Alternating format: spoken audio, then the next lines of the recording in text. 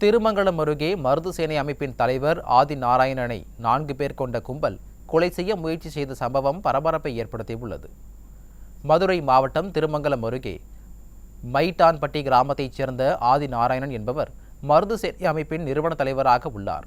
இவர் கள்ளிக்குடி விருதுநகர் 4 வழிச்சாலையில் உள்ள மைட்டான்பட்டிக்கு காரில் சென்றபோது எதிர் திசையில் வந்த கார் ஒன்று ஆதி நாராயணன் மீது மோதியுள்ளது.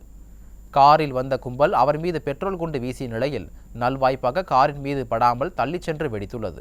தகவல் அறிந்த போலீசார் சம்பவ இடத்திற்கு சென்று விசாரணை மேற்கொண்டனர்.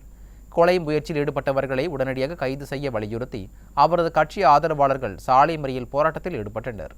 ஏற்கனவே கஞ்சா புழக்கம் தொடர்பாக போலீசார் மீது புகார் அளித்ததால் காவல்துறையினரின் தூண்டுதலாலேயே தன்னை கொலை செய்ய ஞானசேகர் ஆதரவாளர்கள் தாக்குதலில் ஈடுபட்டுள்ளதாக ஆதி நாராயணன் குற்றம் சாட்டினார்.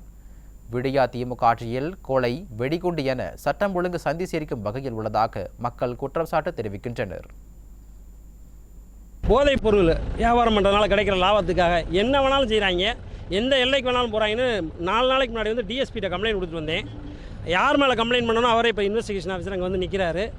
மொத்தத்துலையுமே எப்படின்னா விருதுநகரில் வந்து கடந்த 50 வருடங்களாக தொடர்ந்து போதைப் பொருள் வியாபாரம் பண்ணுறதுக்காக கண்டினியூஸாக கொலை நடந்துகிட்டு இருக்கு ஒரே சமூகத்துக்குள்ளே.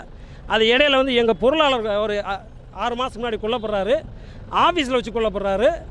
அதுக்குண்டான விசாரணையில் வந்தவனே இன்றைக்கி வந்திருக்காங்க. அவங்க 4 பேர் பெயிலில் வந்தவன் 4 பேர் ஒரு டீமை கூட்டிகிட்டு வரேன்னு சொன்னால் வண்டி பின்னாடி இன்னொரு வண்டி ஃபாலோ பண்ணிட்டு வருது. அதையும் சொல்கிறேன். இது எல்லாமே போலீஸ் எனக்கு கொடுத்த தகவல். மதுரை மாவட்டம் திருமங்கலம் அருகே மருது சேனை நிறுவன தலைவர் பெட்ரோல் குண்டு வீசியும் துப்பாக்கியால் சுட்டுக் கொள்ள முயன்ற சம்பவத்தில் குற்றவாளிகளை கைது செய்யாததை கண்டித்தும் வழக்கு பதிவு செய்வதில்லை என கூறியும் கப்பலூர் சுங்கச்சாவடி பொதுமக்கள் முற்றுகையிட்டதால் போக்குவரத்து பாதிக்கப்பட்டது.